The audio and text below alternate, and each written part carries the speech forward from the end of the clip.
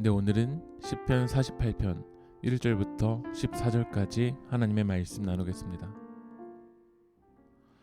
현재 시인의 상황은 4절 말씀 보면 왕들이 모여서 함께 지나갔다고 되어 있는데, 이 왕들이 모여서 함께 지나갔다는 표현은 이방 나라 왕들이 연합해서 이스라엘을 현재 침략한 겁니다. 한 나라만 침략하는 것도 어려운데 연합해서 이스라엘을 침략한 거죠. 때로는 우리들의 삶 속에서도 한 사람만 나를 힘들게 하는 것이 아니라 때로는 연합해서 우리를 공격하고 무너뜨리려고 할 때가 있습니다. 그럴 때 이 이스라엘은 정말 살 길이 없었을 겁니다. 그러나 그들에게는 누가 있었냐면 1절 말씀에 여호와는 위대하시니, 누가 계시냐면 위대하신 하나님이 계시다라는 거야.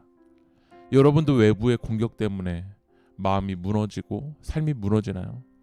하지만 우리에게는 위대하신 여호와 하나님이 계실 줄 믿습니다. 그 하나님은 3절에 뭐라고 표현하냐면 하나님이 그 여러 궁중에서 자기를 요새로 알리셨도다. 요새로 알리셨다는 거예요. 요새가 뭐냐면 군사적으로 중요한 곳에 튼튼하게 만들어 놓은 방어 시설이에요. 그러니까 외부의 공격을 막아주는 큰 방어 시설이 바로 요새죠. 이 이방 나라들이 쳐들어올 수는 있어도 요새 대신 하나님을 넘어올 수 없습니다. 오히려 이 요새 앞에서 어떤 역사가 일어나냐면 5절에 그들이 보고 놀라고 두려워 빨리 지나갔도다. 오히려 그들이 놀라서 두려워서 도망가 버리는 거야. 이게 바로 하나님의 역사입니다.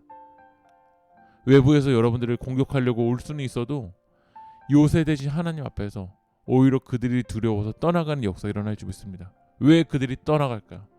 8절 말씀에 우리가 들은 대로 만군의 여호와의 성 우리 하나님의 성에서 보았나니 하나님이 이를 영원히 견고하게 하시리로다. 하나님이 견고하게 여러분을 지켜주시기 때문인 줄 믿습니다. 요새 대신 하나님께서 여러분을 붙잡아 주실 줄 믿습니다. 이 외부의 공격으로부터 여러분을 구원하여 주실 줄 믿습니다. 하나님이 역사하실 때 10절 말씀 보면 하나님이여 주의 이름과 같이 찬송도 땅끝까지 미쳤으며 주의 오른손에는 정의가 충만하여 있나이다. 11절 주의 심판으로 말미암아 시온산은 기뻐하고 유다의 딸들은 즐거워할지어다.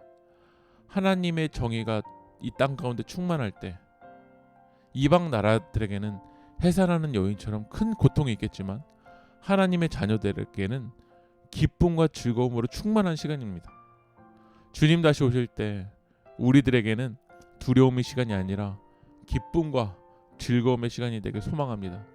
그렇다면 이 이방 나라의 공격으로부터 요새 대신 하나님이 우리를 구원하여 주실 때, 우리를 지켜주실 때 우리가 해야 될 일은 뭘까요?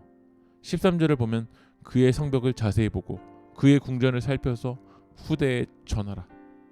우리가 할 것은 이제 하나님을 전하는 거야. 승리케 하신 그 하나님을 전하는 거야. 우리를 인도하여 주신 하나님을 전하는 거야. 뭐라고 전해야 되냐면 14절에 이 하나님은 영원히 우리 하나님이시니 그가 우리를 죽을 때까지 인도하시리로다. 이 하나님이 우리 하나님이시다. 그 하나님이 죽을 때까지 우리를 인도하신다. 그 하나님을 우리는 전해야 될 줄 믿습니다. 오늘 말씀 마무리합니다. 여러분의 삶 가운데 고난과 위기가 있고 외부에서 여러분들을 무너뜨리려고 합니까?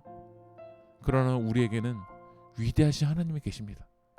여러분은 연약하고 부족하더라도 위대하신 하나님께서 여러분의 삶 가운데 요새 되셔서 여러분을 지켜주시고 구원하여 주실 줄 믿습니다.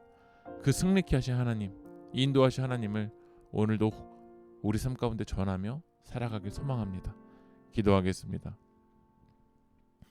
저희를 견고하게 해주시는 하나님의 능하신 손 아래 저희 다음 세대를 부탁하오니 주님 인도하여 주시옵소서. 우리 세계교회 성도님들을 주님께서 오늘도 붙잡아 주시고 요새 대신 하나님을 통해서 승리케 인도하여 주시옵소서. 예수님의 이름으로 기도합니다. 아멘.